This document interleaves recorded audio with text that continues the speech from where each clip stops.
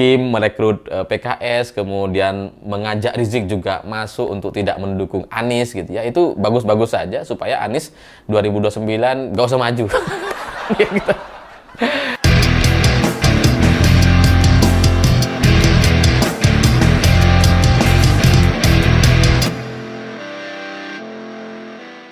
Selamat malam semuanya. Kemarin ada satu pertemuan yang ini membuat bingung banyak orang terkait pertemuan antara elit Gerindra atau Habibur Rahman dan Dasko dengan Habib Rizik.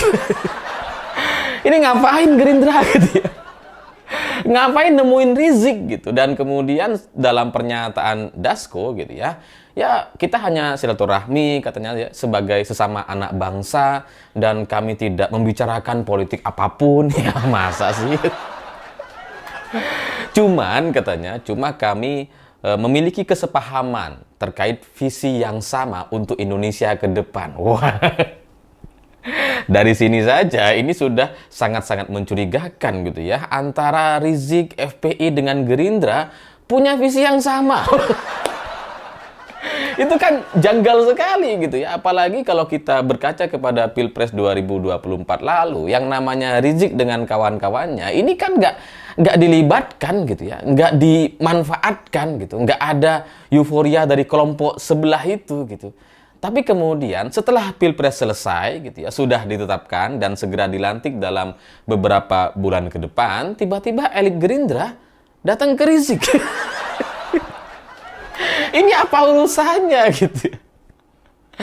Nah, kalau kita ngelihat dari momentumnya, memang ini adalah momentum menjelang Pilkada 2024. Tapi secara dampak atau efeknya, itu nyaris nggak ada, karena pilkada itu kan terjadi di berbagai tempat. Sementara pengaruh Rizik itu hanya di perkotaan gitu. Dan itu juga nggak besar-besar banget gitu ya. Dan kemudian kalau Gerindra mau mendekati Rizik jelang pilkada, yang pilkadanya ini dilakukan di berbagai daerah gitu ya, ini kan nggak efektif gitu, nggak efisien, nggak seperti Pilpres gitu. Kalau Pilpres mungkin ada efeknya, ya mungkin bolehlah gitu ya, kehadiran Rizik atau dengan adanya Rizik itu bisa bikin perkumpulan di Jakarta, misalkan di Monas, karena masih punya daya tarik, misalkan dengan sentuhan sedikit logistik, bisalah terjadi 212 reuni dan sebagainya. Tapi kalau pilkada ini kan nggak bisa gitu ya.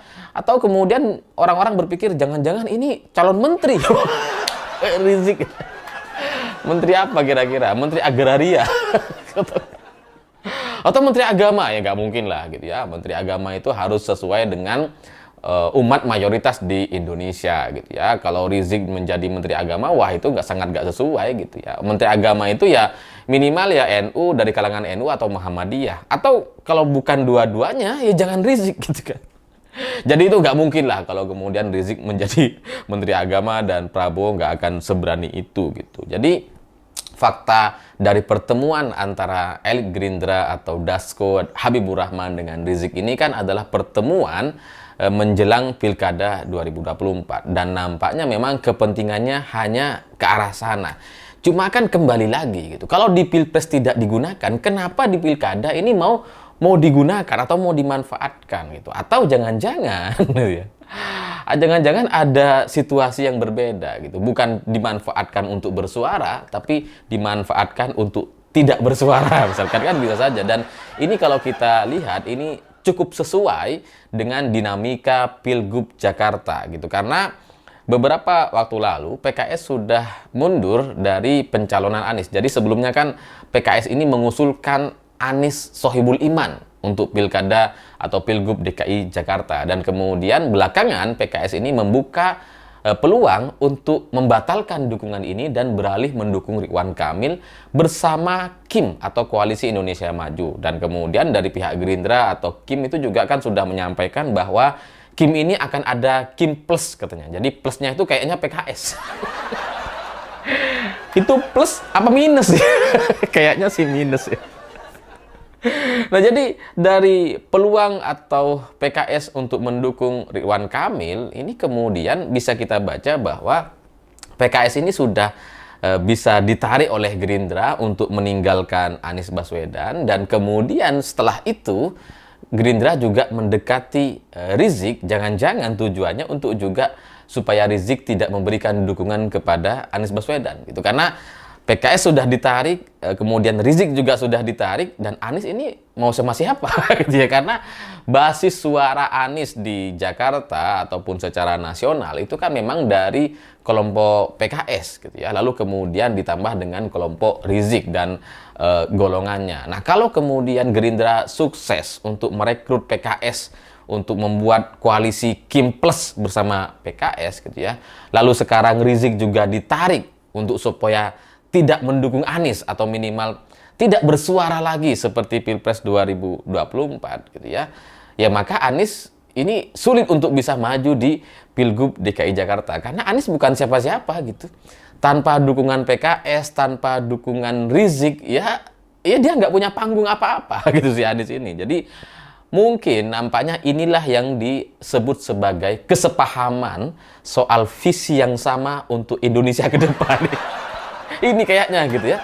Jadi ya karena PKS sudah bergabung lebih dulu dengan Kim Plus, kemudian Rizik juga sudah diamankan, maka peluang Anies untuk maju di Pilkada atau Pilgub Jakarta ini semakin tipis setelah ini. Tapi ya sekali lagi kita lihat saja nanti gitu ya. Apakah Anies batal maju di Pilgub DKI Jakarta, karena kalau kita berkaca kepada Pilkada 2017, memang Anies ini kan basis suara atau dukungannya itu kan dari Gerindra dan PKS. Nah sekarang Gerindra, PKS, bahkan Rizik itu sudah diajak untuk satu tim untuk mendukung Ridwan Kamil gitu. Jadi ya Anies menjadi nggak punya kekuatan apa-apa di Jakarta setelah ini. Tapi di luar soal batal tidaknya Anies untuk maju sebagai Cagup DKI Jakarta, hikmahnya bagi kita semua bahwa kelompok Rizik dan kawan-kawannya ini ternyata ya bisa dikendalikan gitu ya. Jadi ya ini bukan soal agama, soal jihad, soal dakwah, soal pemimpin Indonesia yang sebaik-baiknya atau pemimpin yang amanah dan seterusnya, nggak ada. Jadi kelompok Rizik dan kawan-kawan itu sebenarnya ya bisa dikendalikan, ya ini buktinya gitu. Kalau dia nggak bisa dikendalikan, maka Pilpres kemarin itu pasti rame gitu. Tapi yang kita lihat kan nggak ada rame-rame dari kelompok sana. Lalu kemudian sekarang juga jelang Pilkada 2024 nampaknya situasinya juga akan kurang lebih sama.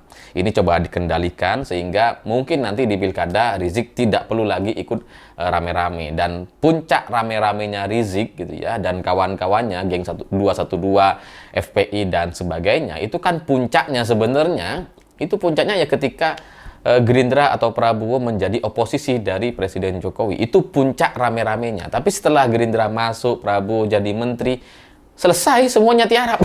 karena mungkin bisa takluk gitu ya, atau mungkin Rizik ini sangat nurut kepada kelompok Gerindra dan kawan-kawannya. Tapi ya kembali lagi dinamikanya masih akan terus berjalan gitu ya. Kita lihat saja apakah Rizik akan mundur dari dari Pilkada 2024 dan tidak terlibat gitu ya, memberikan fatwa kepada jamaahnya gitu ya bahwa kita tidak ikut-ikutan. Dan itu kalau sampai terjadi, maka Anies kemungkinan besar tidak bisa maju di Pilgub DKI Jakarta. Tapi bisa juga situasinya lain gitu ya, yaitu Rizik tetap bisa memberikan dukungan kepada Anies. Misalkan Anies tetap bisa maju sebagai Cagup DKI Jakarta, asalkan ada dukungan dari pihak-pihak lain. Kalau misalkan dari Gerindra selama ini tidak memberikan dukungan, bisa saja ada pihak-pihak lain yang menjadi penyokong atau dukungan logistik pengganti sehingga mereka tetap bisa melakukan rame-rame lagi. Kita lihat saja gitu ya.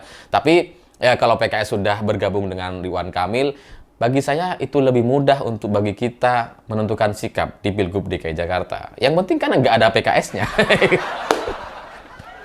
Ya, tapi kembali lagi gitu ya, yang namanya situasi politik ini masih bisa berubah, dan kalau Anies tidak jadi maju di Pilgub DKI Jakarta, maka itu akan mengamankan Pilpres 2029. Karena praktis di 2029 kalau Anies tidak punya panggung politik gitu ya, dia tidak jadi gubernur DKI Jakarta, ya dia nggak akan bisa maju sebagai capres karena dia sampai 5 tahun ke depan dia tidak akan dibicarakan.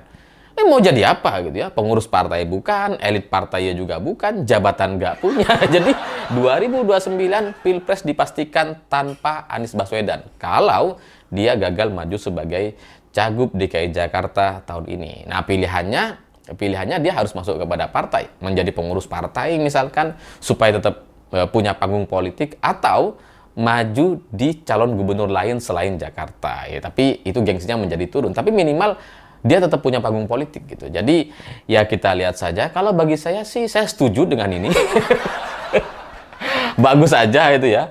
Kim merekrut PKS, kemudian mengajak Rizik juga masuk untuk tidak mendukung Anies gitu ya. Itu bagus-bagus saja supaya Anies 2029 gak usah maju. Gitu. Jadi kita tidak lagi membahas soal kelompok-kelompok ini, sehingga Indonesia menjadi lebih adem, tidak ada yang saudara, nggak ada yang gitu-gitu lagi. Apalagi di kelompok sebelah itu kan juga sudah dihajar habis dengan fakta-fakta soal tes DNA atau silsilah kelompok-kelompok habaib ini gitu ya. Itu juga sudah menurunkan keagungan kelompok mereka yang diagung-agungkan sebelumnya. Dan kalau Anies ini sebagai satu sosok yang diimpi-impikan oleh kelompok mereka ini bisa gagal maju di Pilgub DKI Jakarta, maka mereka menjadi tidak punya lagi perekat atau penyatu gitu ya. Karena ya kalau nggak ada tokohnya, ya mereka mau apa? Kalau Rizik sudah diam, ya mereka nggak bisa apa-apa. Kalau Anies tidak punya panggung, mereka juga tidak punya kekuatan politik apa-apa setelah ini. Dan semoga itu yang terjadi, karena nampaknya ini memang lebih baik untuk Indonesia ke depan. Saya pikir itu. Terima kasih sudah menonton. Begitulah kura-kura.